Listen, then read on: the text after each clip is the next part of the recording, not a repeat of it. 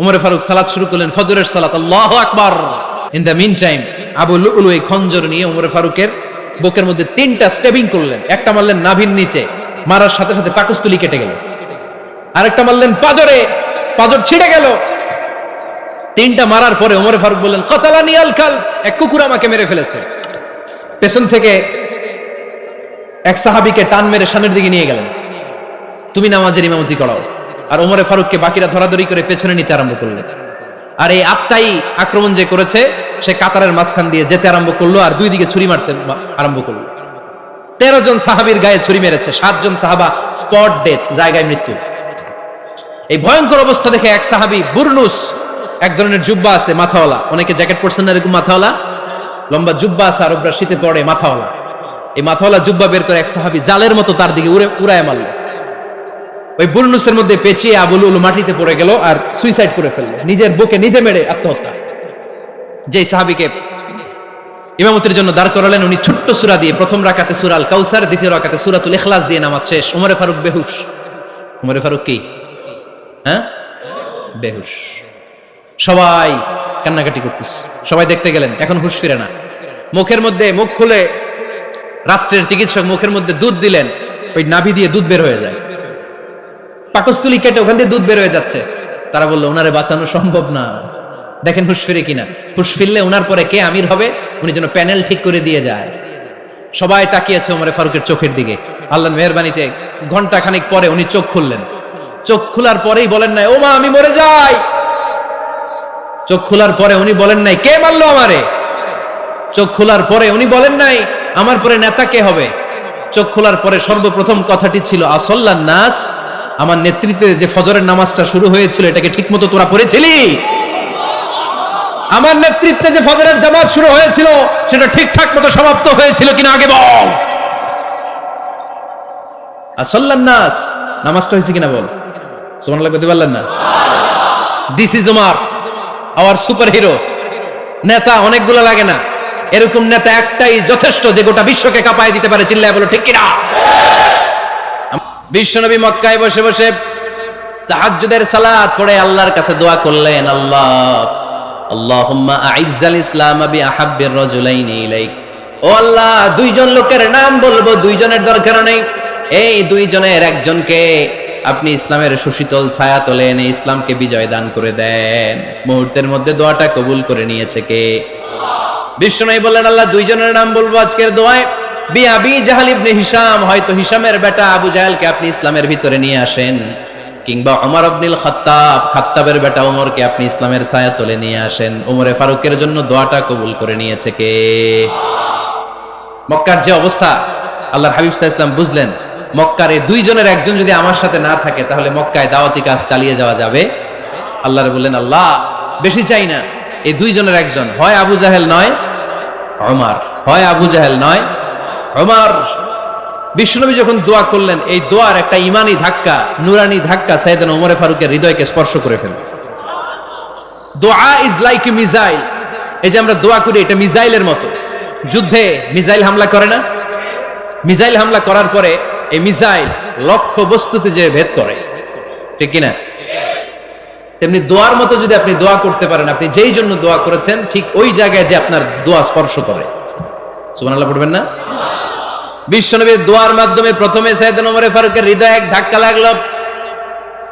2 নম্বরে রব্বুল আলামিন সূরাতুল হাক্কা দিয়ে ওমর ফারুকের হৃদয়ের মধ্যে দিলেন এক ধাক্কা। পড়েন আল্লাহু আকবার। কোরআনের ভেতরে সূরাতুল হাক্কা নামে একটা সূরা আছে না নাই? আল হাক্কাতু মাল হাক্কা ওয়া মা আদরাকা মাল হাক্কা। পড়েন আল্লাহু আকবার। বিশ্বনবী যখন দোয়া করলেন, ওই দোয়া যখন সাইয়েদনা ওমর ফারুকের হৃদয়ে স্পর্শ করলো, সাইয়েদনা ওমর ফারুক সব সময় বিশ্বনবীরে ফলো করতে আরম্ভ করলেন। বিশ্বনবী ডানে গেলে লুকিয়ে লুকিয়ে ওমর ফারুক ডানে যায়, বিশ্বনবী বায়ে গেলে লুকিয়ে লুকিয়ে ওমর ফারুক বায়ে যায়। বিশ্বনবী একবার মসজিদুল হারামে যে নামাজ পড়তে শুরু করলেন, ওমর ফারুক তখন বিশ্বনবীর পিছু পিছু ছদ্মবেশে পেছন থেকে যে বিশ্বনবী কিভাবে নামাজ পড়ে দেখতে শুরু করলেন। বিশ্বনবী ইন দা মিন টাইম এশারা নামাজে আল হাক্কাতু মাল হাক্কা তেলাওয়াত শুরু করে দিলেন। আল হাক্কাতু মাল হাক্কা তেলাওয়াত শুরু করে দিলেন। তেলাওয়াত করতে করতে বিশ্বনবী যখন তেলাওয়াত করতেছে, ওমরে ফারুক এরকম দুলতেছে আর মজা পাচ্ছে। ওমিয়া বিশ্বনবীর কণ্ঠ বুঝি আমার মতো কণ্ঠ, আপনার মতো কণ্ঠ, আহমদ বিন ইউসুফের কণ্ঠ, আব্দুল বাসিতের কণ্ঠ না। বিশ্বনবীর গলায় যে কি সুরের ঝংকার আল্লাহ দিয়েছেন, কি সুরের লহরী আল্লাহ দিয়েছেন, একবার যে শুনতো পাগল হয়ে যেত। আল্লাহু আকবার। বিশ্বনবী সূরা হাক্কা মন্ত্রমুগ্ধ তেলাওয়াতে, মন্ত্রমুগ্ধ সুর দিয়ে, মন্ত্রমুগ্ধ কণ্ঠ দিয়ে তেলাওয়াত করতে লাগলেন। এশার সালাতে ওমরে ফারুক দুলতে লাগলেন। ওমরে ফারুক যত শুনেন অবাক হয়ে যায়, যত শুনেন অবাক হয়ে যায়, যতই শুনে অবাক। কিরে? কারণ তিনি আরবি ভাষা বুঝতেন। এত সুন্দর শব্দের গাঁথনি, এত প্রাঞ্জল বর্ণনা, এত সুন্দর অন্তমিল, এটা কবিতা না হয়ে পারে না। উনি মনে মনে ভাবলেন এটা মনে হয় কবিতা, it might be poem, it could be poem. Muhammad মনে হয় কবি হয়ে গেছে, তার কাব্য প্রতিভা দিয়ে সে এটা বানিয়েছে। তা না হলে এত সুন্দর কথা এটা কবিতা না হয়ে পারে। ইন দ্য মিন টাইম বিশ্বনবী কিন্তু দেখতেছে না যে পেছনে ওমর। বিশ্বনবী তেলাওয়াত করছিলেন। ইন দ্য মিন টাইম বিশ্বনবী পড়ছিলেন ওমা হুয়া বিকাউলি শাইরিন কলিলাম মা তুমিনুন। এই আয়াতের অর্থ হলো এটা কোনো কবির কথা নয়, খুব অল্প সংখ্যক লোকই তোমরা ঈমান আনো। সুবহানাল্লাহ পড়ে। এটাকে বলে কোইনসিডেন্ট। কোইনসিডেন্ট হুট করে অনেক সময় মিলে যায়, যায় কি যায় না? আপনি একজনের কথা ভাবতেছেন ভাবতেছেন, বাজারে গেলেন, বাজারে যেই দেখেন ওই লোকটা দাঁড়ায় আছে, এরকম হয় কি হয় না? কোইনসিডেন্ট। ওমরে ফারুক মনে মনে যেটা ভাবতেছে ওই কথা দিয়ে বিশ্বনবী তেলাওয়াত করতেছে। আল্লাহু আকবার। বিশ্বনবী যে আয়াত তেলাওয়াত করছিলেন, আয়াতের অর্থ হলো এটা কোনো কবির বানানো কবিতা না, খুব অল্প সংখ্যক লোকই তোমরা ঈমান আনো। ওমরে ফারুক আটকে উঠলেন, থমকে দাঁড়ালেন। ঘটনা কি? আমি মনে মনে ভাবলাম, কি এত সুন্দর কথা, এটা তো মানুষের কথা হতে পারে না, এটা নিশ্চয়ই কবিতা, কবির কথা। কিন্তু মুহাম্মদ এখন আবার পড়তেছে ওমা হুয়া বিকাউলি শাইর, এটা কোনো শায়েরের, কবির কথা নয়। কলিলাম মা তুমিনুন, অল্পই তোমরা ঈমান আনো। তার মানে আমার মনে যা চলে মুহাম্মদ এটা টের পায়। মুহাম্মদ গণক। নাউজুবিল্লাহ পড়বেন না? মুহাম্মদ অনেক বড় মাপের একজন গণক। মানুষের হৃদয়ে কি চলে, মনে মনে কি ভাবে, মুহাম্মদ না দেখেও বলে দিতে পারে। ইন দা মিন টাইম বিশ্বনবী পরের আয়াতে পড়লেন ওয়ালা বিকাউলি কাহিনিন কলিলাম মা তাযাক্কারুন। এই আয়াতের অর্থ হলো এটা কোনো গণকের বানানো গণনা নয়, খুব অল্প সংখ্যক লোকই তোমরা উপদেশ হিসেবে এটাকে মানো। সুবহানাল্লাহ পড়েন। এবার আর ওমরে ফারুকের সহ্য হয় না, কি আজীব তামাশা। প্রথমে মনে করলাম কবিতা, মুহাম্মদ কয় কবি না, সে কবি না, এটা কবিতা না। তারপরে ভাবলাম সে গণক, সে আয়াত পরে পরে বলে দিল এটা গণনা নয়, তাহলে এটা কি? এটা কি কবিতাও না, গণনাও না, তাহলে এটা কি? বিশ্বনবী তখন বললেন তানজিলুম মির রাব্বিল আলামিন। সুবহানাল্লাহ পড়েন। পরের আয়াত ছিল তানজিলুম মির রাব্বিল আলামিন। এটা দুনিয়ার কোনো কবির বানানো কবিতা না, এটা কোনো গণকের গণনা না, এটা কোনো সাহিত্যিকের বানানো সাহিত্য নয়, এটা মহাবিশ্বের পরিচালক রব্বুল আলামিনের কাছ থেকে পাঠানো কিতাব কোরআন। সূরা হাক্কার ধাক্কায় ওমরে ফারুক কাইত। প্রথমে ধাক্কাটা লাগলো যে দোয়া। বিষ্ণুবী তাহাজ্জুদে কেঁদে দোয়া করলেন, আল্লাহ হয় আবু জাহেল রে দিবা নাইলে ওমর রে দিবা। ওই দোয়া ওমরে ফারুকের হৃদয়ে ছোঁয়া লেগেছে। এরপরে হাক্কা, সূরাতুল হাক্কা দিয়ে দিলে এক ধাক্কা। এই ধাক্কা খেয়ে উথাল পাথাল হৃদয়ের মধ্যে, হায় রে এ কি বাণী, এ কেমন কথা, কে মুহাম্মদ? তারপরে শয়তানের ওয়াসওয়াসা আসরে নাই। আল্লাহ বলে যতই ওয়াসওয়াসা ওমরকে দেয়া হোক, আমি ওমরে ফারুককে এই মুসলিম উম্মতের সেনাপতি বানিয়ে ছাড়বো, আমি সেনাপতি বানাবো। এবার 3 নাম্বার ডোজ। ডাক্তারের কাছে গেলে প্রথমে দেখবেন সিম্পল ডোজ দেয়, নরমাল ওষুধ, এটাতে কাজ না হলে ডোজ বাড়ায়, একেবারে কাজ না হলে অ্যান্টিবায়োটিক মারে, আসে না নাই? আল্লাহ প্রথমে দোয়ার ছোঁয়া লাগালেন, তারপর সূরা হাক্কা দিয়ে ধাক্কা মারলেন, এরপরে রব্বুল আলামিন বলেন এবার 3 নাম্বার ডোজ সূরা তহা দিয়ে আমি তোমার হৃদয়টারে উজালা বানায় দেব রে ওমর। শয়তান ওদিক দিয়ে ওয়াসওয়াসা, খেলা দুই দিক থেকে চলতেছে। আল্লাহ তাআলা হেদায়েতের রাস্তায় টানছে, শয়তান জাহান্নামের দিকে টানছে। ঘোষণা দেয়া হলো মক্কায়, মুহাম্মদের মাথা কেটে এনে দিলে এত এত স্বর্ণ মুদ্রা দেয়া হবে। ওমরে ফারুক রাজি হয়ে গেলেন, নাঙ্গা তলোয়ার নিয়ে বিশ্বনবীর মাথা কাটার জন্য ছুটলেন। নাউজুবিল্লাহ পড়বেন না? বনু জাহরা গোত্রের এক লোক বলে, আইনা ইয়া ওমর, কই যাও? মুহাম্মদের মাথা কাটতে যাই। আরে মুহাম্মদের মাথা কাটতে যাও? তোমার বোন ফাতিমা বিনতে খাত্তাব আর তোমার বোন জামাই সাঈদ কদ সাবা, এরা তো ধর্ম ত্যাগ করে ফেলছে, এটা তো আমাদের ধর্ম ত্যাগ করে মুহাম্মদের ফলোয়ার হয়ে গেছে। আগে ওমর ঘর সামলাও, পরে মুহাম্মাদের মাথা কাটতে যেও। ওমরে ফারুক অবাক হয়ে গেলেন, তলোয়ার নিয়ে বিশ্বনবীর দিকে না যেয়ে নিজের বাড়ির দিকে চলে গেলেন। বিশ্বনবীর আপন বোন ফাতেমা বিনতে খাত্তাব, বোন জামাই সাঈদ আর খাব্বাব রাদিয়াল্লাহু তাআলা আনহু তিনজন মিলে সূরা তাহা তেলাওয়াত করছিলেন। পড়েন সুবহানাল্লাহ। মক্কায় লুকিয়ে লুকিয়ে দাওয়াত হতো। খাব্বাব রাদিয়াল্লাহু তাআলা আনহু একটা চামড়ার ফলকের মধ্যে সূরা তাহার কয়েকটা আয়াত এনে ওমরে ফারুকের বোন আর বোন জামাইকে শিক্ষা দিচ্ছে, ট্রেনিং দিচ্ছে। সুবহানাল্লাহ পড়েন। লুকিয়ে লুকিয়ে ওমরে ফারুক যখন ঘরে চলে আসলেন, এরা তটস্থ হয়ে গেল। সাইয়েদনা খাব্বাব বিছানার তলায় লুকিয়ে গেলেন। ওমরে ফারুক বললেন, দরজা খোলো। ফাতেমা বিনতে খাত্তাব দরজা খোলার পরে নির্মম ভাবে সাইয়েদনা ওমর রাদিয়াল্লাহু তাআলা আনহু বোনের গায়ে আঘাত শুরু করে দিল। বোন জামাইকে আহত করতে শুরু করলো আর বলতে শুরু করলো, তোরা পাগল হলি কেন? কি আছে ওই মুহাম্মাদের মধ্যে? কি জাদু নিয়ে এসেছে? সে যাই বলে লোকজন পাগল হয়ে যায়, সবাই তার উপর কালিমা পড়ে ঈমান এনে ফেলে। কি এমন জিনিস তোদের কাছে আছে যেটা দেখে মুহাম্মদকে তোরা ভালোবাসলি? কি আছে? কি পড়তেছিলি আমারে দেখা। ফাতেমা বলে, ইন্নাকা রিজসুন লা ইয়ামাসসুহু ইল্লাল মুতাহহারুন। ও আমার ভাই ওমর, তুমি নাপাক। তুমি কি? লা ইয়ামাসসুহু ইল্লাল মুতাহহারুন, পবিত্রতা অর্জন না করে এই কোরআন ধরা যায় না। সুবহানাল্লাহ পড়েন। উমরে ফারুক গোসল করে আসলেন, কারণ ধাক্কা তো আগে কয়েকটা খাইছে। কথা বুঝেন নাই বোধহয়। প্রথমে দোয়ার ধাক্কা, পরে কোন সূরা দিয়ে ধাক্কা? হাক্কা দিয়ে ধাক্কা।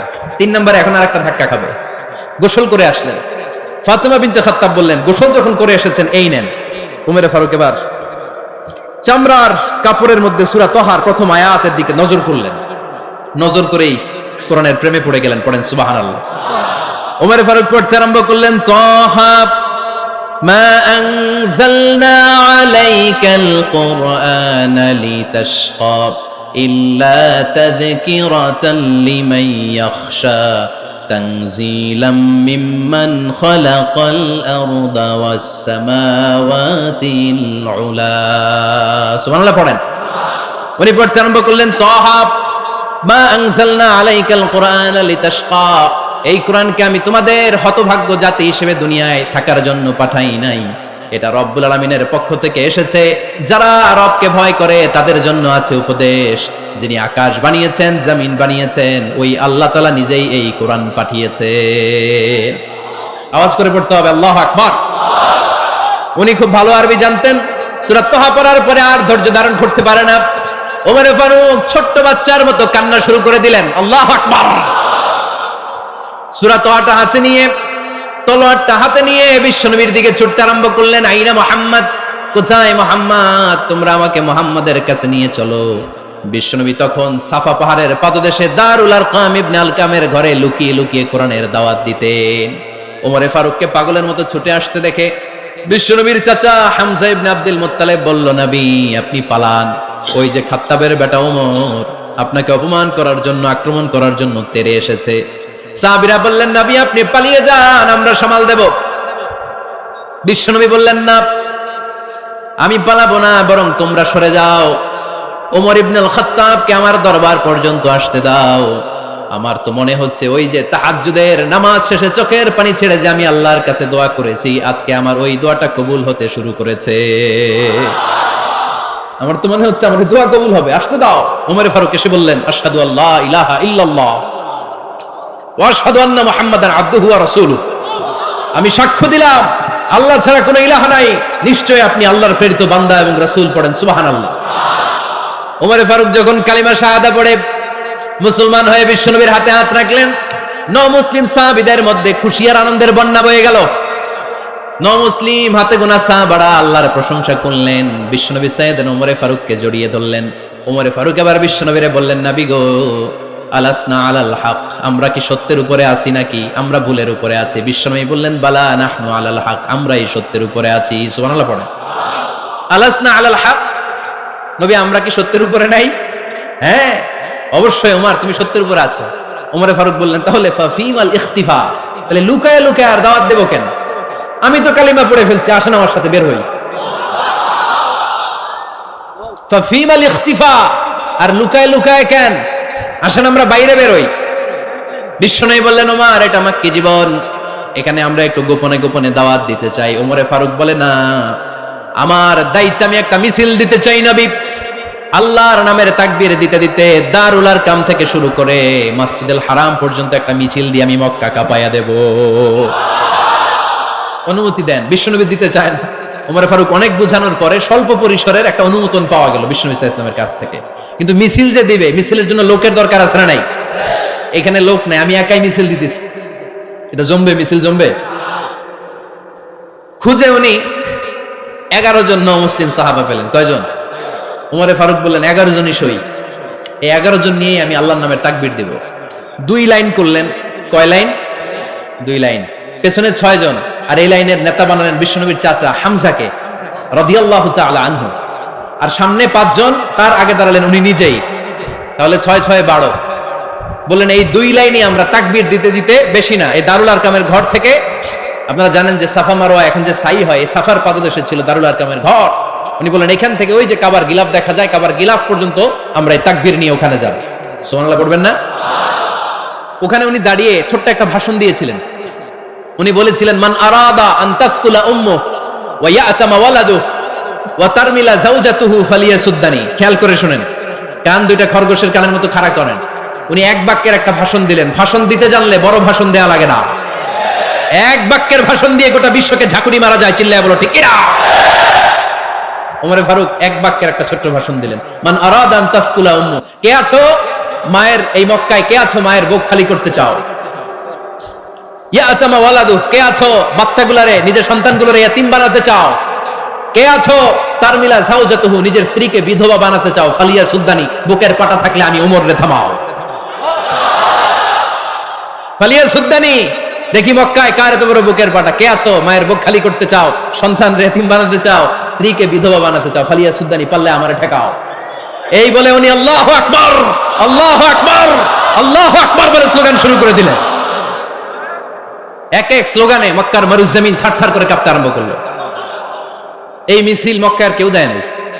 মিছিলের আওয়াজ শুনে আবু জাহেল বাইরিস, উতবা বাইরিস, শাইবা, ওয়ালিদ ইবনে মুগীরা সব বের হয়েছে। কিরে, আমার এলাকায় এত বড় স্লোগান, কার এত সাহস? বের হয়ে দেখে মিছিলের সামনে ওমর। ওমরে দেখে দিছে একদম। কারণ ওমরে ফারুককে থামানোর মতো বাপের বেটা মক্কায় দ্বিতীয়টা কেউ ছিল না। আওয়াজ করে বলেন ঠিক কিনা? ওমরে ফারুক আল্লাহু আকবার, আল্লাহু আকবার বলে স্লোগান দিতে দিতে মসজিদুল হারামের ভেতরে ঢুকে গেল। কাবার গিলাফ ধরার পরে সেদিন মিছিল থেমেছে। ওই আল্লাহর নামের স্লোগান সেদিন কেউ থামাতে পারে নাই, কিয়ামত পর্যন্ত কেউ থামাতে পারবে না। চিল্লায় বলো ঠিক কিনা? ওই রকম একটা ওমরের দরকার, আমাদের বেশি চাই না। জোরে বলেন ঠিক কিনা? দাও খোদা দাও আমায় আবার ওমর দারাজ দিল, দাও খোদা দাও আমায় আবার ওমর দারাজ দিল, দাও আলীর মতো বীর সেনানী, আলীর মতো বীর সেনানী জাগাতে নিখিল, দাও খোদা দাও আমায় আবার ওমর দারাজ দিল। সুবহানাল্লাহ পড়েন। একটা ওমর লাগবে। চিল্লায় বলেন কয়টা? ওই ওমরের অপেক্ষায় বাংলাদেশ সহ গোটা মুসলিম উম্মাহ, ঠিক কিনা? একটা ওমরই যথেষ্ট। আমাদের সেন্ট্রাল লিডারশিপ নাই তো, আমাদেরকে এদিকে লাথি মারলে আমরা ওইদিকে যাই, ওদিক থেকে গুতা মারলে আমরা এদিকে যাই। আমাদের রিপ্রেজেন্টেটিভ, আমাদের প্রতিনিধিত্ব করার মতো কোনো কেন্দ্রীয় লিডারশিপ নেতৃবৃন্দ গোটা বিশ্বে নাই, ঠিক কিনা? আমরা সেই ওমরে ফারুকের অপেক্ষায়, আমরা সেই ইমাম আল মাহদির অপেক্ষায়। এই ওমরে ফারুক আমাদের মডেল, ঠিক কিনা? Third in position. এই পুরো উম্মতের মধ্যে ওনার পজিশন নাম্বার 3। 1 নাম্বার পজিশন বিশ্বনবীর, কার? 2 নাম্বার পজিশন কার? আবু বকর। 3 নাম্বার পজিশন কার? ওমরে ফারুকের। বিশ্বনবী বলতেন লা নবিয়্যা বা'দি, লা নবিয়্যা বা'দি, আমার পরে কোনো নবী নাই। ওয়ালা রাসূলা, আমার পরে কোনো রাসূলও নাই। আমার নবীর পরে আর কোনো নবী আছে? আমার নবীর পরে আর কোনো রাসূল আছে? এই যে কাদিয়ানি যে একটা সম্প্রদায় আছে, এরা কি মুসলিম নাকি অমুসলিম? মুসলিম সম্প্রদায়ের সাথে এদের কোনো সম্পর্ক নাই। চিল্লায় বলেন ঠিক কিনা? এরা যদি মুসলমান হতে চায়, আমার নবী দ্য লাস্ট মেসেঞ্জার বিশ্বনবীকে খাতামুন নবী হিসেবে সংবাদ সম্মেলন করে গোটা বিশ্বকে জানাই দিতে হবে, তারপরে তাদেরকে আমরা মুসলিম হিসেবে স্বীকৃতি দিব। চিল্লায় বলেন ঠিক কিনা? তা না হলে তারা কোন ধর্মের এটাকে জানাই দিতে হবে।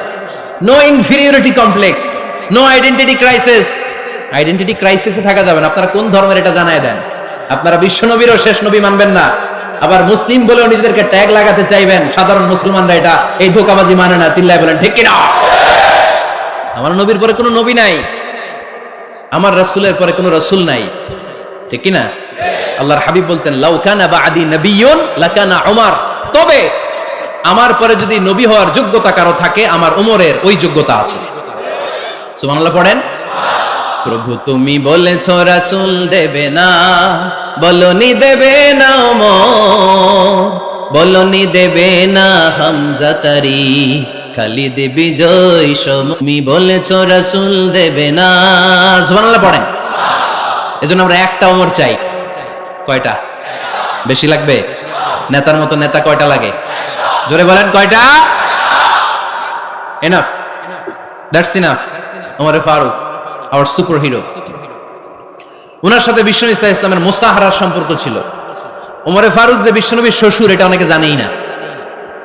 ওমর ফারুক রাদিয়াল্লাহু তাআলা আনহু বিশ্বনবীর শ্বশুর ছিলেন। এটা আজকে নতুন শুনছেন। কে কে হাত তোলেন? দেখছেন হুজুর? সঠিক বলছি না আমি? অনেকে আমরা জানি না। মাশাআল্লাহ, জানতে লজ্জা নাই, শিখতে লজ্জা নাই। লজ্জা হচ্ছে অজ্ঞতায় আর মূর্খতায়, ঠিক কি না? আমরা শিখতে রাজি আছি। যে কথা বলে আমরা তার ছাত্র। আমার আগে হুজুর কথা বলতেছিলেন, আমরা ছিলাম ছাত্র। এখন আমি কথা বলতেছি, এখন আমরা সবাই হয়ে গেছি ছাত্র, ঠিক কি না? যিনি বলেন তিনি শিক্ষক, বাকিরা আমরা ছাত্র, ঠিক কি না? চার খলিফার দুই খলিফা, ইসলামের চার খলিফার দুই খলিফা বিশ্বনবীর মেয়ের জামাই, আর বাকি দুই খলিফা বিশ্বনবীর শ্বশুর। সুবহানাল্লাহ পড়েন। সাইয়েদনা আলী রাদিয়াল্লাহু তাআলা আনহু, সাইয়েদনা উসমান যুন নূরাইন বিশ্বনবীর মেয়ের জামাই। উসমান রাদিয়াল্লাহু তাআলা আনহুর কাছে বিশ্বনবী দুই মেয়েকে বিয়ে দিয়েছিলেন। একজন মারা যাওয়ার পরে আরেকজন। বিশ্বনবী বলেছেন এরপরে আরেকটা থাকলে ওইটারও বিয়ে দিতাম। সুবহানাল্লাহ পড়বেন না? দুইজন ছিল মেয়ের জামাই আর দুইজন ছিল শ্বশুর। সাইয়েদনা আবু বকর শ্বশুর, বিশ্বনবীর স্ত্রী আম্মাজান আয়েশা রাদিয়াল্লাহু তাআলা আনহার বাবা। বিশ্বনবীর স্ত্রী আম্মাজান হাফসা রাদিয়াল্লাহু তাআলা আনহার বাবা ছিল সাইয়েদনা ওমর ফারুক। চিল্লায়ে পড়েন আল্লাহু আকবার। জান্নাতুল পজিশন না, সাইয়্যিদু কুহুলিল জান্নাহ। জান্নাতে যত নারীরা যাবে, নারীদের সর্দারিনী হবে সাইয়্যিদাতুনা ফাতেমা রাদিয়াল্লাহু তাআলা আনহা। এই ফরিদপুরের যত ইয়াং স্টারেরা তোমরা যারা জান্নাতে যাবে, তোমাদের লিডার হবে সাইয়েদনা হাসান আর হুসাইন রাদিয়াল্লাহু তাআলা আনহুমা। আর বয়স্ক মুরব্বীরা যারা জান্নাতে ঢুকবেন, আপনাদের লিডার হবে সাইয়েদনা আবু বকর আর সাইয়েদনা ওমর ফারুক রাদিয়াল্লাহু তাআলা আনহু। সুবহানাল্লাহ পড়তে পারলেন না? ওমর ফারুক এটা সাধারণ কোনো ক্যারেক্টারিস্টিক্স নয়। ওনাকে আল্লাহ তাআলা নলেজও দিয়েছেন, আবার দিনদারিও দিয়েছেন। আমার দিনী ভাইয়েরা খেয়াল রাখবেন, কোন আলেমের মধ্যে বা কোন নেতার মধ্যে যদি এই দুইটার সমন্বয় আপনি পান, যে তার জ্ঞানও আছে আবার দিনদারিও আছে, he belongs the knowledge and he belongs the তাকওয়া, সে গোটা বিশ্বকে জয় করে ফেলবে, ঠিক কিনা? যার মধ্যে জ্ঞান আছে, যার মধ্যে তাকওয়া আছে, তারা কেউ থামায় রাখতে পারে? ওমর ফারুককে এই দুই নেয়ামত দিয়ে ধন্য করেছে কে? সহিহ বুখারীর বর্ণনা, বিশ্বনবী সাহাবীদের সামনে একটা স্বপ্নের কথা বলছেন। বিশ্বনবী বললেন, আমি স্বপ্নে দেখলাম আমার আঙ্গুলের ফাঁকা থেকে দুধ বের হচ্ছে। আমি তৃপ্তি সহকারে দুধ খেলাম। খাওয়ার পরে দেখলাম আঙ্গুলের মধ্যে একটু দুধ লেগে আছে। আমার আঙ্গুলে অতিরিক্ত লেগে থাকা দুধটা আমি ওমর ফারুকের মুখের মধ্যে লাগিয়ে দিলাম। সাহাবারা বললেন, ইয়া রাসূলুল্লাহ, ইয়া হাবিবাল্লাহ, মাযা আওয়ালতা বিহি, এই স্বপ্নের আপনি কি ব্যাখ্যা করলেন? আমরা তো বুঝলাম না। বিশ্বনবী বললেন, আওয়ালতু বিহি আল ইলম, আমি এই দুধ দিয়ে জ্ঞানের ব্যাখ্যা করেছি, কারণ ওমরকে আল্লাহ যেই জ্ঞান দিয়েছে গোটা বিশ্বের কাউকে এত জ্ঞান দেয় না। এজন্য স্বপ্নে যদি কেউ দেখেন যে আপনি দুধ খাচ্ছেন, তার মানে আল্লাহ তাআলা আপনার জ্ঞান বাড়ায় দিবে। ওমর ফারুককে দুধ খেয়ে অতিরিক্ত দুধের অংশটা বিশ্বনবী আবু বকর রাদিয়াল্লাহু তাআলা আনহুর মুখে দেন নাই, সাইয়েদনা উসমানের মুখে দেন নাই, আলী রাদিয়াল্লাহু তাআলা আনহুর মুখে দেন নাই। স্বপ্নে ওই অতিরিক্ত লেগে থাকা দুধটা বিশ্বনবী ওমর ফারুকের ঠোঁটের মধ্যে লাগিয়ে দিয়েছেন। এই হাদিস থেকে প্রমাণ হয় আল্লাহ তাআলা জ্ঞানের নেয়ামতে সাইয়েদনা ওমর ফারুককে ধন্য করেছেন।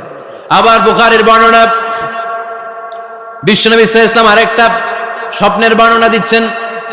তিনি বললেন, তোমাদের সবাইকে স্বপ্নে আমার সামনে দাঁড় করানো হলো। আমি দেখলাম তোমাদের কারো জুব্বা নাভি পর্যন্ত, কারো জুব্বা হাঁটু পর্যন্ত, কারো জুব্বা টাকনু পর্যন্ত। ওমরে ফারুককে যখন স্বপ্নে আমার সামনে দাঁড় করিয়ে দেয়া হলো, আমি দেখলাম ওমরের জুব্বা এত লম্বা, ওমর টেনে হিচড়ে তার জুব্বা নিয়ে সামনে হেঁটে যাচ্ছে। সাহাবারা বললেন, ফামাযা আওয়ালতা বিহি ইয়া রাসূলুল্লাহ, ও আল্লাহর রাসূল, এই স্বপ্ন দিয়ে আপনি কি বুঝাতে চাইলেন? আমরা কিছু বুঝলাম না। বিশ্বনবী বললেন, আউয়ালতু বিহি আদ-দীন, আমি এই হাদিসের দ্বারা দিনের ব্যাখ্যা করলাম, যার জামা যত লম্বা তার দিনদারি তত বেশি। সুবহানাল্লাহ, আসতে পড়েন। স্বপ্নে দেখলেন কোন সাহাবীর জুব্বা নাবি, কোন সাহাবীর হাঁটু, কারোটা টাকনু, কিন্তু ওমরে ফারুকের জুব্বা এত লম্বা, ইয়াজুরু সাওবাহু, তিনি তার জুব্বা টেনে হিচড়ে যাচ্ছেন। বিশ্বনবী বললেন, এটা দ্বারা আমি দিন, আমি তাকওয়া, দিনদারি, তাকওয়া, এটার ব্যাখ্যা করেছি। তার মানে ওমরে ফারুকের তাকওয়ার সামনে সব তাকওয়া পানি হয়ে যাবে। কোন সুবহানাল্লাহ। আল্লাহ তাআলা সাইয়েদনা ওমরে ফারুককে দ্বীনের জ্ঞান দিয়েছেন, তাকওয়া দিয়েছেন। যুবক ভাইরা, যাকে আল্লাহ তাআলা দ্বীনের জ্ঞান দেয়, যাকে আল্লাহ তাআলা তাকওয়ার এই গুণ দিয়ে সমৃদ্ধ করে, তার জন্য গোটা বিশ্বের সব দরজাগুলোকে ওপেন করে দেয় কে? কত বড় মুত্তাকি ছিলেন সাইয়েদনা ওমরে ফারুক। মদিনার সমাজে কয়জন মুনাফিক ছিল বিশ্বনবী ছাড়া কেউ বলতে পারতেন না। বিশ্বনবী কোন সাহাবীকে মুনাফিকদের লিস্ট দিয়ে যান নাই, একজন সাহাবী ছাড়া। দেখি কেউ বলতে পারেন কিনা ওই সাহাবীর নাম? কি নাম? হুযায়ফা ইবনুল ইয়ামান রাদিয়াল্লাহু তাআলা আনহু। উনাকে বলা হতো সাহিবু সিররি রাসূলিল্লাহ, আল্লাহ রাসূল সাল্লাল্লাহু আলাইহি ওয়াসাল্লামের গোপন তথ্যের ধারক বাহক। সুবহানাল্লাহ পড়বেন না? বিশ্বনবী ইন্তেকালের আগে মদিনার সমাজে মোট কয়জন মুনাফিক আছে, এই তথ্য আবু বকরকে বলেন নাই, ওমর রাদিয়াল্লাহু তাআলা আনহুকে বলেন নাই, উসমান রাদিয়াল্লাহু তাআলা আনহু, আলী রাদিয়াল্লাহু তাআলা আনহু, আশারাতুল মুবাশশিরিন বিল জান্নাহ কোন সাহাবীকে বলেন নাই। শুধুমাত্র কেবলমাত্র একমাত্র হুযায়ফা ইবনুল ইয়ামান রাদিয়াল্লাহু তাআলা আনহুর কাছে মুনাফিকদের লিস্টে বিশ্বনবী দিয়ে গিয়েছেন। সুবহানাল্লাহ পড়েন। মদিনায় কারা কারা মুনাফিক কেউ জানতো না, হুযায়ফা ছাড়া। কে ছাড়া? নামটা আজকে মুখস্থ করেন, যাতে অন্য কোনো ওয়াজে কেউ জিজ্ঞেস করলে বলতে পারেন। মুনাফিকদের লিস্ট যে সাহাবীর কাছে বিশ্বনবী দিয়ে গিয়েছিলেন, সাহাবীর নাম কি? নাম? নামটা কেমন লাগে? ভাল লাগে? অনেকে আমারে জিজ্ঞেস করে, হুজুর আমার ছেলে হবে আগামী মাসে, একটা নাম দেন। নাম দিয়ে দিলাম হুযায়ফা। যাদের হবে ছেলে, এলাকার যাদের নেক্সট কয়েক মাসে ছেলে হবে, খালি হুযায়ফা চলবে। কি চলবে? ভাল লাগে? নামটা ভাল লাগে? রাইখেন, অনেক সুন্দর নাম। উনিই জানতেন মুনাফিক কারা। দেখেন ওমরে ফারুকের তাকওয়ার লেভেলটা কত হাই। ওমরে ফারুক একদিন হুযায়ফা রাদিয়াল্লাহু তাআলা আনহুর কাছে গেলেন, যে বললেন, হুযায়ফা, বিশ্বনবী ইন্তেকালের আগে মুনাফিকদের নামের লিস্টটা কারো কাছে দেয় নাই, আমার জানা নাই, সাইয়েদনা আবু বকরের জানা নাই, কোন সাহাবীর জানা নাই, তুমি ছাড়া। আমি তোমার কাছে জানতে চাই, আমি ওমরের নামটা ওই মুনাফিকদের খাতায় আছে কিনা আমার একটু বলো। আমার ওমরের নামটা ওই মুনাফিকদের লিস্টিতে একটু আছে কিনা, নামটা একটু বলো। যদি থাকে আমি ভালো হয়ে যাব। আমি নেফাকি দূর করে পাক্কা মুমিন হতে চাই। আমার নাম যদি মুনাফিকের লিস্টে থাকে আমি তো শেষ। হুযায়ফা চোখের পানি ছেড়ে দিয়ে বলে, আমিরুল মুমিনিন, কেমন প্রশ্ন করলেন আপনি? আপনি বিশ্বনবীর শ্বশুর, এই উম্মতে আপনার পজিশন 3 নাম্বার। আপনারে মুনাফিকরা ভয় পায়, শয়তান আপনারে ভয় পায়। আপনি জান্নাতে সব বয়স্ক লোকদেরকে নিয়ে জান্নাতের মধ্যে আগে আগে ঢুকবেন, কেমন করে মুনাফিকদের কাতারে আপনার নাম থাকতে পারে ওমর? সুবহানাল্লাহ পড়ে। কি বিনয়ী, কি তাকওয়া। হুযায়ফাকে যে ধরতেন, হুযায়ফা একটু বলো না আমার নামটা মুনাফিকদের লিস্টিতে আছে কিনা। ওমরে ফারুকের যদি এই টেনশন থাকে যে আমি মুনাফিক হয়ে গেলাম কিনা, আমাদের এই টেনশন থাকার দরকার আছে না নাই? হ্যাঁ, যেন সব সময় আল্লাহর কাছে দোয়া করতে হবে, আল্লাহ তুমি নেফাকি থেকে আমাদেরকে বাঁচাও। আর জোরে পড়েন আমিন। আপনারা ওঠা বসা শুরু করলেন কেন? অনেক রাত হয়ে গেছে তাই? হ্যাঁ, শেষ করে দেই তাহলে না? যে অনেকের কষ্ট হচ্ছে মনে হচ্ছে। হ্যাঁ, এক নম্বরে যাচ্ছে এটা এটা সব মুখস্থ দেখি। হ্যাঁ, 1 নাম্বার, 2 নাম্বার, 3 নাম্বার। 1 নাম্বার হইল পেশাবখানা, 2 নাম্বার পায়খানা, 3 নাম্বার নাকি এইটা?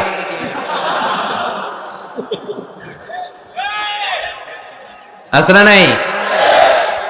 না। সিগারেট কোন মুসলমান খেতে পারে? সিগারেট হয় টোবাকো প্ল্যান্টস থেকে, তামাক পাতা। ফরিদপুরে চাষ হয় নাকি? হয়। কোন থানায় হয় বেশি? হ্যাঁ, তামাক ক্ষেত যারা দেখছেন, কোন বেড়া লাগানো লাগে? কেন? ছাগলেও মুখ দেয় না। তো যেটা ছাগলে খায় না, এটা কোনো মুমিন বান্দা খাইতে পারে? তো খান কেন এগুলো, পচা জিনিস? হ্যাঁ, এই পৃথিবীতে বিড়ি আর সিগারেটই একমাত্র খানা যেটা টয়লেটে ঢুকে খাওয়া যায়, তাই না? পৃথিবীতে সিগারেট আর বিড়ি একমাত্র খাবার। রাগ করবেন না যারা খান, রাগ করেন না আবার। একটু কমন সেন্সটা কাজে লাগানোর জন্য, চিন্তার জন্য বলতেছি। এটাই পৃথিবীর একমাত্র খাবার যেই খাবারের গায়ে এই খাবারের বদনাম লেখা থাকে। স্মোকিং কজেস ক্যান্সার, ধূমপান কর্কট রোগের কারণ, ধূমপান স্বাস্থ্যের পক্ষে ক্ষতিকারক লেখা থাকে না? আচ্ছা ধরেন ফরিদপুরে একটা কোম্পানি নতুন চানাচুর বের করছে, ওই চানাচুরের গায়ে লেখা এই চানাচুর খাওয়ার 1 ঘন্টার মধ্যে বমি শুরু হবে আর ডায়রিয়া হবে। খাবেন? কি কইবেন? তুই খা। দোকানদারে কি কইবেন? তুই খা, তোর বমি হোক, তোর 14 গোষ্ঠীর ডায়রিয়া হোক, আমি টাকা দিয়ে এগুলো কিনবো না, ঠিক কিনা? কারণ এই প্রোডাক্টের গায়ে এই প্রোডাক্টের বদনাম লেখা, এটা আমরা কিনবো কেন? কিন্তু সিগারেটের উপরে সিগারেটের বদনাম লেখা থাকার পরও আমরা খাই, টয়লেটে বসে খাই। এটার মধ্যে একটা পয়জন আছে, এটাকে বলে স্লো পয়জন, নিকোটিন। এটা আপনার লাং ফুসফুসকে শেষ করে দিবে, স্লো পয়জন। সিগারেট খাওয়া অনেকটা আত্মহত্যা শামিল। বিষ খেলে সাথে সাথে মরে, সিগারেট খেলে ধুকে ধুকে মরে। আর সিগারেট থেকে হিরোইন, গাঁজা, ফেন্সিডিল, ইয়াবা, ম্যারিজুয়ানার পথে মানুষ পথ বাড়ায়, পা বাড়ায়, তাই না? এগুলো খাবেন না। বলে চুলকুয়াইদিকুম ইলা তাহলুকা, নিজে নিজেকে স্বেচ্ছায় ধ্বংসের দিকে ঠেলে দিও না। জীবনটা অনেক সুন্দর, জীবনটা অনেক রঙিন, আল্লাহর দেয়, জীবনটাকে উপভোগ করার দরকার আছে না নাই? এই জন্য সিগারেটকে এই ফরিদপুরের প্রোগ্রাম থেকে আমরা আজকে নো বলে দিলাম। কি বলে দিব? আওয়াজ করে সবাইকে আমরা সবাই একসাথে বলবো, সিগারেটকে কি বললাম? মনে থাকবে? মাহফিলের প্যান্ডেল থেকে বাইর হয়ে আবার ইয়েস, হ্যাঁ না, ইয়েস করা যাবে না। সিগারেটকে কি বললাম? নো। ওমর ফারুক রাদিয়াল্লাহু তাআলা আনহু আমাদের সুপার হিরো, আমাদের সবাই বলেন আমাদের, উনি কত বড় সুপার হিরো শুনেন। উনি জুমার খুতবা দিচ্ছেন, কি দিচ্ছেন? মসজিদে নববীতে। খুতবার মাঝখানে হঠাৎ বললেন, ইয়া সারিয়াতাল জাবাল, ইয়া সারিয়াত ইবনে জানিমিল জাবাল। এই কথা বলেই আবার খুতবা দিতে শুরু করলেন। উনার এই ইয়া সারিয়াত ইবনে জানিমিল জাবালের সাথে আগের কথারও কোনো মিল নাই, পরের কথারও কোনো মিল নাই। জুমার নামাজের পর মুসল্লি সাহাবারা ধরলেন, বললেন, ইয়া আমিরাল মুমিনিন। খুতবার মাঝখানে হঠাৎ করে ইয়া সারিয়াত ইবনে জালিমিল জাবাল বলে আপনি চিৎকার করলেন কেন? আপনার এই বাক্যের সাথে আপনার খুতবার আগের বাক্যের কোনো মিল নাই, আপনার খুতবার পরের বাক্যের কোনো মিল নাই। এই কথা আপনি কারে বললেন? কারে উদ্দেশ্য করে বললেন? এই কথার তাৎপর্য কি আমাদেরকে বুঝিয়ে বলেন। ওমর ফারুক বললেন, আমি যখন খুতবা দিচ্ছি আমি দেখতে পেলাম ওই যে কয়েক মাস আগে আমি আমার মুসলিম সেনাবাহিনী পারস্যে আক্রমণের জন্য পাঠিয়েছি, বর্তমান ইরানের ওই বিশাল এলাকাতে পারস্যে আমি আমার ব্যাটালিয়ন পাঠিয়েছি। আমি হঠাৎ করে দেখতে পেলাম আমার মুসলিম বাহিনীর সেনাপতি যুদ্ধের এক পর্যায়ে তার ডানে আছে উপত্যকা, বায়ে আছে পাহাড়, সে পাহাড়ি রাস্তা ছেড়ে দিয়ে উপত্যকার দিকে যেতে শুরু করেছে। আমি দেখতে পেলাম আমার মুসলিম বাহিনী যদি উপত্যকার দিকে ছুটে বেড়ায়, কাফির মুশরিকরা আমার মুসলিম বাহিনীকে কচুকাটা করে ফেলবে। তাই আমি এখান থেকে তাদেরকে কমান্ড দিয়ে বলেছি, ইয়া সারিয়াতাল জাবাল, উপত্যকার দিকে নয় পাহাড়ের দিকে যাও, তাহলেই তোমাদের বিজয় নিশ্চিত হয়ে যাবে। উপত্যকার দিকে যেও না, ইলাল জাবাল, ইলা সারিয়াতিল জাবাল, পাহাড়ের দিকে ছোট। সাহাবারা অবাক, ঘটনা কি?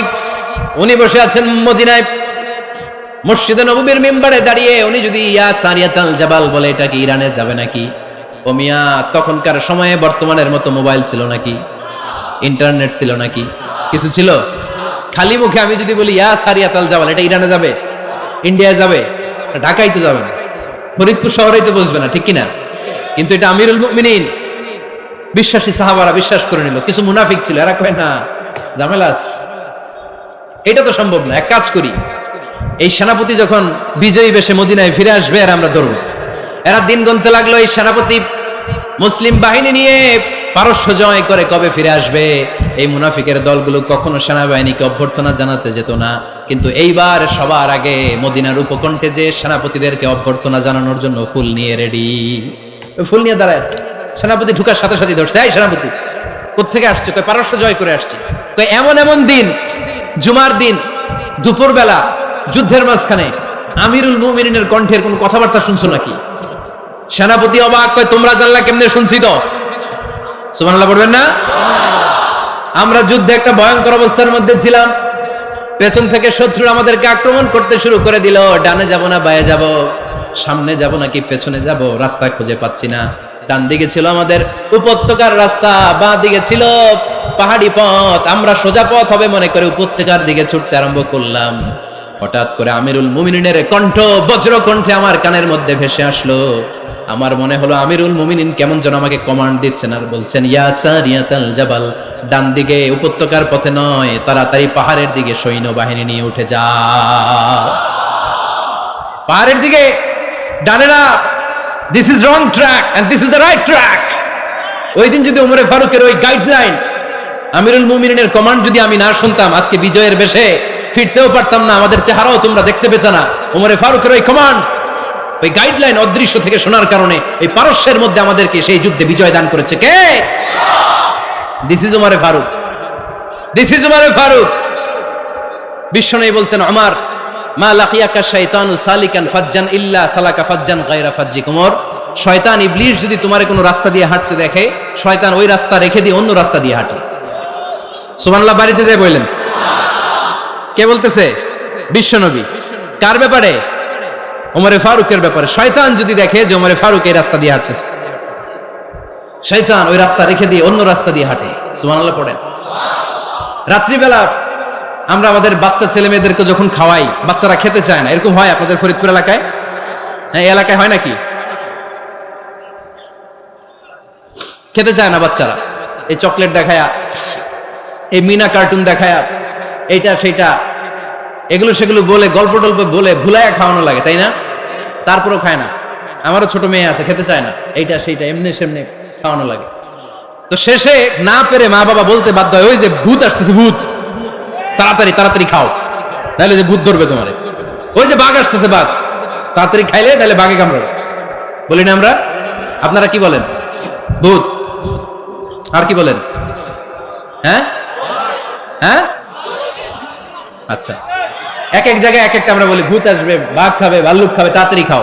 মদিনাতে যখন ওমরে ফারুক আমিরুল মুমিনিন, মদিনার মায়েরাও বাচ্চাদেরকে খাওয়াতে পারতো না, ছোট্ট মেয়েদেরকে খাওয়াতে পারতো না, খাওয়া নিয়ে যন্ত্রণা করতো। বাচ্চারা যখন মদিনায় খেতে চাইতো না রাত্রি বেলায়, মদিনার মায়েরা বলতো, তাড়াতাড়ি খাও, হা হুয়া ইয়াতি উমর, হা হুয়া ইয়াতি উমর, তাড়াতাড়ি খা, নাইলে ওই যে ওমর আসতেছে, Omar. This is our superhero সাইয়েদনা ওমর ফারুক রাদিয়াল্লাহু তাআলা আনহু। শুধু শয়তানি ভয় পেত না, মুনাফিকরাও ভয় পাইত, জমের মতো ভয়। শুধু তাই না, আমাদের আম্মাজান বিষ্ণু ইসা ইসলামের স্ত্রীরাও ওমর ফারুককে ভয় পেতেন। সুবহানাল্লাহ কইবেন না? মাঝে মাঝে বিষ্ণু ইসা ইসলামের সাথে আম্মাজান আয়েশার ঝগড়া হতো, হতো না? আপনাদের ফ্যামিলিতে ঝগড়া হয়? হয় না? হয় না? কার কার দেখি? ওরে আল্লাহ, অনেক আল্লাহর ওলি আছে তো জায়গায়, ঝগড়া হয় না? কি কথা কয়, ঝগড়া হয় না বলে? বিশ্বনবীর ফ্যামিলিতে ঝগড়া হয়, আপনার ফ্যামিলিতে হয় না? মিষ্টি ঝগড়া। আর ও বিয়েই করে নাই,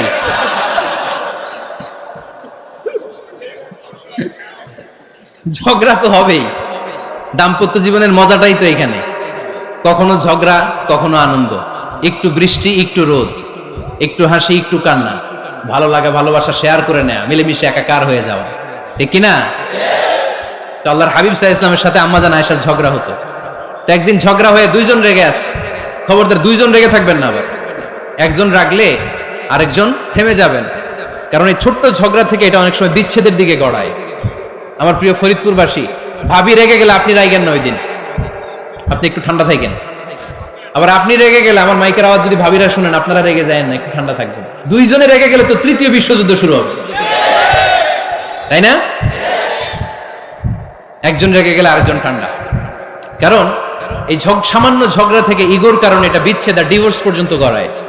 আর শয়তান এখানে উস্কানি দেয়, কারণ ইমানদারদের ফ্যামিলি ভাঙতে পারলে শয়তান সবচেয়ে বড় খুশি হয়, আর ইমানদারদের ফ্যামিলি টিকে থাকলে খুশি হয়ে যায় কে?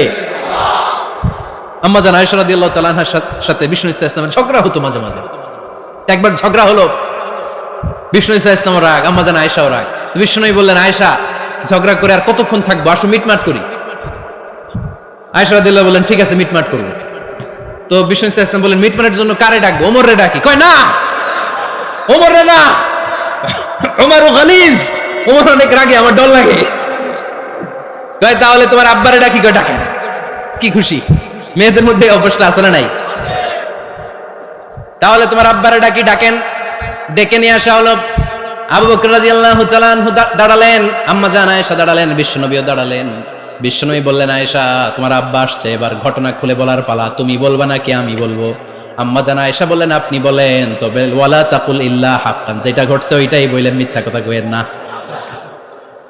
আবু বকর রাদিয়াল্লাহু তাআলা আনহু রেগে মেগে আগুন, কি এই কথা তুমি কেমন করে বলো? বিশ্বনবী কি মিথ্যা কথা কখনো বলবে? রেগে মেগে দিলেন মেয়ের গালে এক চড়। বানিয়ে বলতেছি না, মুসনাদ আহমদ ইবনে হাম্বলের হাদিস। বাবার হাতের থাপ্পড়কে আম্মা জান আয়েশা উল্টে বললেন। সাইয়েদনা আবু বকর রাগে গড়গড় করছেন, আবার মারার জন্য তেড়ে গেলেন। এবার বাঁচার জন্য আম্মা জান আয়েশা বিশ্বনবীর পিছনে যে আশ্রয় নিলেন, বিশ্বনবী বাঁচানোর জন্য দুই হাত মেলে দাঁড়িয়ে গেলেন। পড়েন সুবহানাল্লাহ। বিশ্বনবী যখন দুই হাত মেলে দাঁড়িয়ে গেলেন, সাইয়েদনা আবু বকর রাদিয়াল্লাহু আনহু থেমে গেলেন। সাইয়েদনা আবু বকর রাদিয়াল্লাহু তাআলা আনহু ঘর থেকে বের হয়ে বারান্দায় দাঁড়ালেন। পড়েন সুবহানাল্লাহ। এবার বিশ্বনবী আম্মা জান আয়েশার কাছে যেয়ে বলেন, ইয়া আয়েশা কাইফা রাআইতিনি আনকাসতুকি মিনার রাজুল, দেখছো কেমনে বাঁচাইলাম? আমি না থাকলে ভর্তা বানাই ফেলতো আজকে। আমি বাঁচাইছি তোমারে, আমি, আমার লগে ঝগড়া করো তুমি।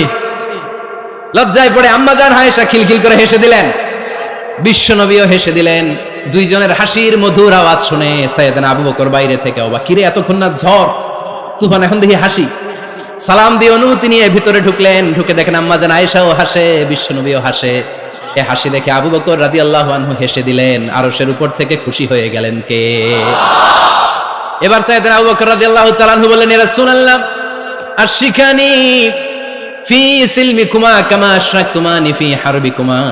ও নবী, যুদ্ধ লাগলে, দুইজন যুদ্ধ লাগলে মীমাংসার জন্য যেমনি আমারে ডাকেন, এরকম হাসি আর আনন্দের মুহূর্তেও আমারে একটু ডাইকেন।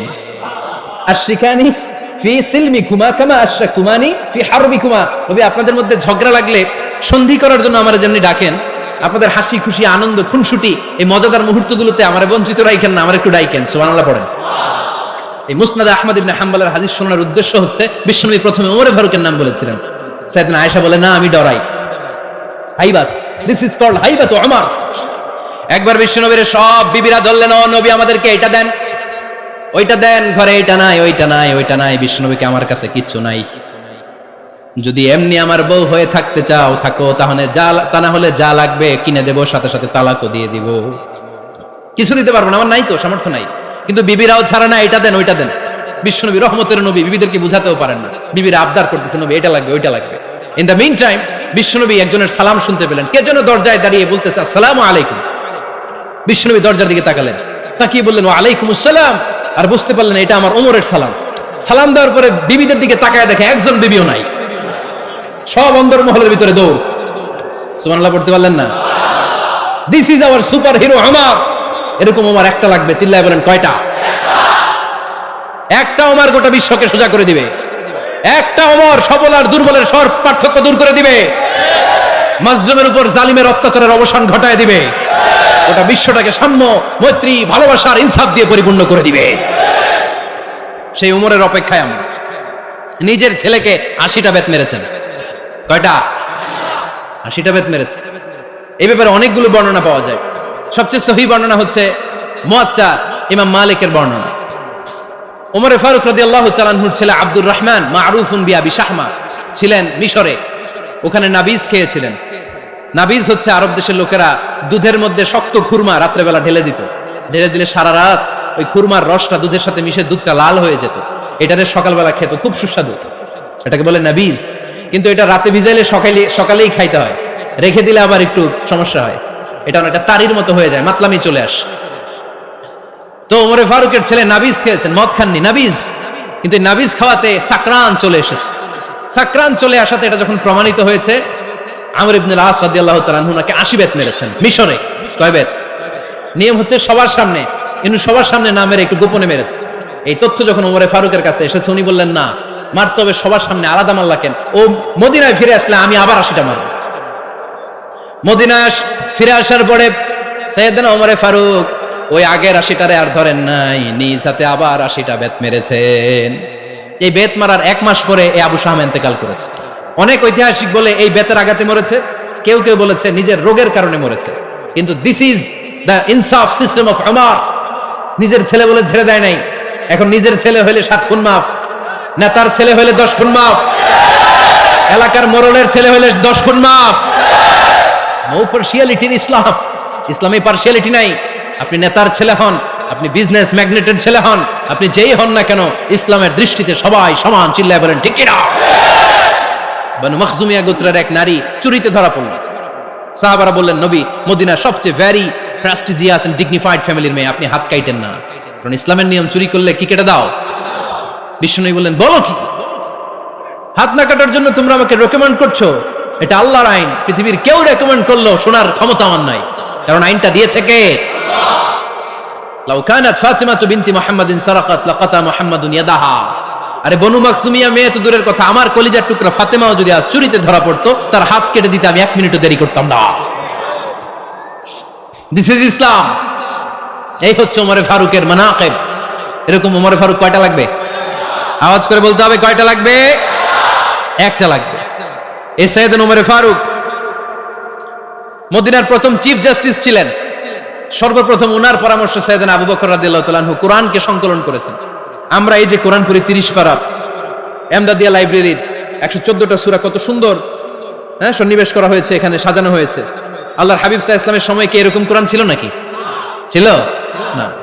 খেজুর পাতার মধ্যে, গাছের বাকলের মধ্যে, ওটের বড় হাড্ডির মধ্যে আর পাথরের মধ্যে খোদাই করা কোরআন ছিল। সাইয়েদনা আবু বকরের সময় রাদিয়াল্লাহু তাআলা আনহুর সময় যুদ্ধ হলো, 70 জন হাফেজ সাহাবী ইন্তেকাল করলেন। সাইয়েদনা আবু বকর রাদিয়াল্লাহু তাআলা আনহুকে ডেকে ওমরে ফারুক বললেন, ও আবু বকর, এইভাবে হাফেজে কোরআন সাহাবীরা যদি দুনিয়া থেকে বিদায় হয়ে যায়, আল্লাহর কোরআনও তো বিদায় হয়ে যাবে। আমার পরামর্শ হলো আপনি সব বয়োজ্যেষ্ঠ সাহাবীদেরকে একসাথে করে কোরআনের সব কাগজগুলোকে একসাথে করে একটা নির্ধারিত কপির মধ্যে কোরআনকে সংকলন করে ফেলেন। সাইয়েদনা আবু বকর বললেন, যেটা আমার নবী করেন এটা আমি কেমনে করি? কিন্তু ওমরে ফারুক নাছোড়বান্দা বলে না, এটা করলে কোনো খারাপ হবে না, ভালোই হবে। মুসলিম উম্মার জন্য এক জায়গায় কোরআন সন্নিবেশিত থাকবে, আপনি করেন। সাইয়েদনা আবু বকর রাজি হয় না, ওমরে ফারুকও ছাড়ে না। ওমরে ফারুক বলতে বলতে এমন ভাবে সাইয়েদনা আবু বকর রাদিয়াল্লাহু তাআলা আনহুকে ধরলেন, সব শেষে সাইয়েদনা আবু বকর ওমরে ফারুকের কথায় কোরআন সংকলনে রাজি হয়ে গেলেন। পড়েন সুবহানাল্লাহ। উনি বললেন, ওমর যখন আমাকে বারবার বুঝাতে লাগলো, আল্লাহ তাআলা আমার হৃদয়টা ওমরের কথা শোনার জন্য খুলে দিলেন। আল্লাহ তাআলা কেমন যেন আমাকে ইলহাম করলেন, আবু বকর করো, এই কাজের মধ্য দিয়ে আমি আমার কোরআনকে গোটা বিশ্বে জীবিত রেখে দেব। This is Umar. এই যে আমরা হিজরি সনের যে আমরা গণনা করি, এই হিজরি সনের প্রবর্তক হচ্ছে সাইয়েদনা ওমরে ফারুক। সাইয়েদনা ওমরে ফারুক এই হিজরি সনের গণনা শুরু করেছেন। সাহাবারা বলল, আমিরুল মুমিনিন, খ্রিস্টানদের ঈসাই সন আছে, আমাদের মুসলমানদের কোনো সন নাই। আমাদের একটা সন থাকলে আমাদের জিজিয়া নিতে, আমাদের যাকাতের টাকা উত্তোলন করতে অনেক সুবিধা হবে। ওমর ফারুক বললেন, তাহলে কোন সালকে হিজরি, কোন সালকে মুসলিম সাল হিসেবে আমরা ঘোষণা দিতে পারি? একজন বলল, আমার নবী যেই সালে জন্মগ্রহণ করেছেন ওই সালে। ওমর ফারুক বললেন, না, আমার নবীর জন্ম আমাদের জন্য খুশির দিন, কিন্তু এটা আমাদের জন্য প্রেরণা নয়, প্রেরণা নবীর কাজে, ঠিক কিনা? আরো কিছু সাহাবারা বলল, তাহলে যেই সালে আমার নবী ইন্তেকাল করেছে ওইটারে প্রথম সাল ধরেন। ওমর ফারুক বললেন, না, যেদিন তিনি ইন্তেকাল করেছেন এটা আমাদের দুঃখের দিন, এটা আমাদের প্রেরণা নয়। আমাদের প্রেরণা হচ্ছে বিশ্বনবীর ত্যাগ, তিতিক্ষা আর কাজের মধ্য দিয়ে। জোরে কোন ঠিক কিনা? ওমর ফারুক বললেন, যেদিন বিশ্বনবী ইসলাম রক্ষায় নিজের মাতৃভূমি ছেড়ে মক্কা থেকে মদিনায় গিয়েছেন, ওই দিনটাকে হিজরি প্রথম দিন ধরে আমরা হিজরি সাল গণনা করে শুরু করে দেব। ওইটাই হচ্ছে হিজরি সন। সেখান থেকে হিজরি সনের প্রবর্তন করেছেন সাইয়েদনা ওমর ফারুক রাদিয়াল্লাহু তাআলা আনহু। এই যে স্টেট গভর্নমেন্ট, এই যে প্রিজন, জেলখানা, ক্যান্টনমেন্ট, সচিবালয়, গণভবন, বঙ্গভবন, মুক্তিযোদ্ধাদের ভাতা, রাষ্ট্রীয় ভাতা, এই সব নিয়ম কানুন সাইয়েদনা ওমর ফারুক তার রাষ্ট্রীয় আমলে তিনি নিজে করেছেন। চিল্লায় পড়েন আল্লাহু আকবার। মুসলমানদের আলাদা কারেন্সি, নিজস্ব মুদ্রা ব্যবস্থা নিজে চালু করেছেন। সৈনিকদের মধ্যে যারা বিবাহিত, প্রতি 6 মাস অন্তর অন্তর 1 মাসের ছুটি কাটাতে তারা ফিরে আসবে, সাইয়েদনা ওমর ফারুক চালু করেছেন। চিল্লায় আওয়াজ করে পড়েন আল্লাহু আকবার। এই যে আমরা 20 রাকাত সালাতুত তারাবি পড়ি রমাদানে, পড়েন না আপনারা?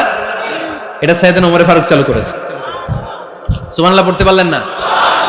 কোরআনে মোট 22টা আয়াত আছে যেখানে সাহাবারা ইনডিসিশনে ভুগছিলেন। বিশ্বনবীর মত একটা, ওমর ফারুকের মত আর একটা। এই 22 জায়গায় আল্লাহ তাআলা বিশ্বনবীর মতের পক্ষে আয়াত নাজিল না করে ওমর ফারুকের মতের পক্ষে কোরআনের আয়াত নাজিল করেছেন। আওয়াজ করে পড়েন আল্লাহু আকবার। এদিকে উঠলেন কেন আপনারা? যারা উঠছেন আমার দিকে তাকান।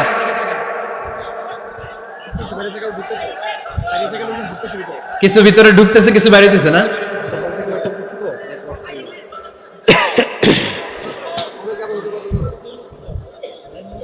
সাইয়েদনা ওমর ফারুক, আমরা সাহাবীদের জীবন চরিত পড়তে চাই না? কত যে অনুপ্রেরণামূলক দৃষ্টান্ত সাইয়েদনা ওমর ফারুক আমাদের জন্য রেখে গিয়েছেন। ওমর ফারুক যখন খলিফা, দিনের বেলায় যদি রাষ্ট্রে কোনো নিয়ম জারি করতেন, দিনের বেলায় জনগণকে কোনো বিষয়ে যদি নিষেধ করতেন, রাত্রে বেলায় খাওয়ার সময় ফ্যামিলি মেম্বারদের সবাইকে বলতেন, এই দিনের বেলা আমি জনগণকে এই কাজ করতে নিষেধ করেছি, তোমরা আমার ফ্যামিলি মেম্বার, খবরদার তোমরা এই কাজ করো না। জনগণ করলে যতটুকু শাস্তি, তোরা করলে পাবি ডবল শাস্তি। সুবহানাল্লাহ কইবেন না?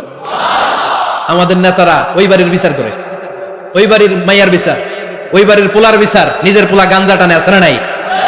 নিজের মেয়ে অপরাধ করে, আছে না নাই? কি নেতা ছিলেন ওমর ফারুক!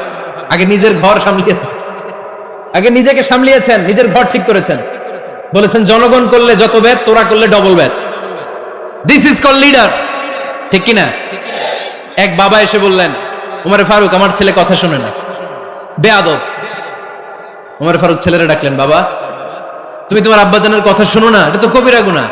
ছেলে বলে, ওমর ফারুক সব দায় দায়িত্ব আল্লাহ ছেলে মেয়েদেরকে দিয়েছে, বাবা মাকে কোনো দায়িত্ব দেয় নাই। ওমর ফারুক বললেন, অবশ্যই দায়িত্ব দিয়েছে। তাহলে বলেন আমার বাবার দায়িত্ব কি? উনি বললেন, প্রাইমারিলি প্রথমত 3 দায়িত্ব। আইয়ান তাকিয়া উম্মা, পৃথিবীর প্রতিটি বাবার উচিত ছেলেদের মেয়েদের জন্য ভালো মায়ের ব্যবস্থা করা। 2 নম্বরে আইয়ুহসিনা ইসমা, সুন্দর তার একটা নাম রেখে দেয়া। 3 নম্বর ইউআল্লিমাহুল কিতাব, তার আল্লাহর কিতাব শিক্ষা দেওয়া। এবার ছেলেকে আমার আব্বা 3টার একটাও করে নাই। এবার ওমর ফারুক রেগে গেলেন, বাবার কাঁধে ধরলেন, বললেন তুই ছেলের জন্য বিচার নিয়ে আসলি, তোর 3টা দায়িত্বের একটাও তুই পালন করিস নাই। ছেলে বলে, আমিরুল মুমিনিন, আমার মা নর্তকী, আমার মা মাজুসি, আমার মায়ের মধ্যে কোনো আদব কাদব নাই, সুন্দরী দেখে আমার মারে বাবা বিয়ে করছে, আমার মায়ের কাছ থেকে জীবনে কিছু শিখি নাই। 2 নাম্বার সাম্মানি খানফাসা, আমার বাবা আমার নাম রেখেছে চামচিকা। কি নাম রাখছে? এটা নাম হইলো একটা, এরকম উল্টাপাল্টা নাম আছে না নাই? না, এগুলো রাখবেন না। আব্দুল্লাহ রাখবেন, আব্দুর রহমান রাখবেন, আরেকটা কি বলছি আজকে? হুযাইফা রেখে দিন, পারবেন? ওয়ালাম ইউআল্লিমনি হারফাম মিন কিতাবিল্লাহ, আমিরুল মুমিনিন, শুধু তাই না, আল্লাহর কোরআনের একটা অক্ষর আমার বাবা কোনোদিন আমারে শিক্ষা দেয় নাই। ওমর ফারুক রেগে গেলেন, এবার বাপের কান্দে ধইরা মারতে শুরু করলেন, তুই পোলার নামে বিচার নিয়ে আইছিস, তোরে মার দিমু আগে। এরকম নেতার দরকার আছে না নাই? মদিনায় এক লোক তার বউরে রাগের চোটে 100 তালাক দিয়ে ফেলছে।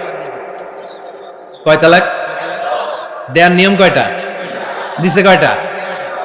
এবার স্ত্রী কাঁদতে কাঁদতে এসে বলে, আমিরুল মুমিনিন দেখেন, আমার স্বামী আমারে রেগে মেগে 100 তালাক দিচ্ছে। ওমর ফারুক বললেন, দইরা নিয়ে এটারে। নিয়ে আসা হলো। ওমর ফারুক বললেন, কয়টা তালাক দিয়েছো? কয় 100টা। কেন দিছো? কয় মাথা গরম আছিল। এরকম আছে না? তালাক দেওয়ার সময় সব তালাক, তুই তালাক, তোর মা তালাক, তোর বোন তালাক, সব তালাক। তালাক দিবে ওয়াইফ রে, দিতেছে সবাই রে। তোমার ফারুক বললেন, দিবে 3টা, 100টা দিলা কেন?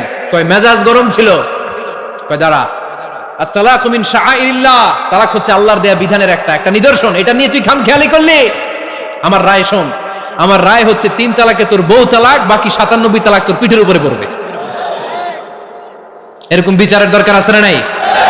এরকম দৃষ্টান্তমূলক বিচার যদি বাংলার জমিনে দেয়া হতো, আর কোন নারী ধর্ষিতা হতো? আর কোন নারীকে অ্যাসিড মারা হতো?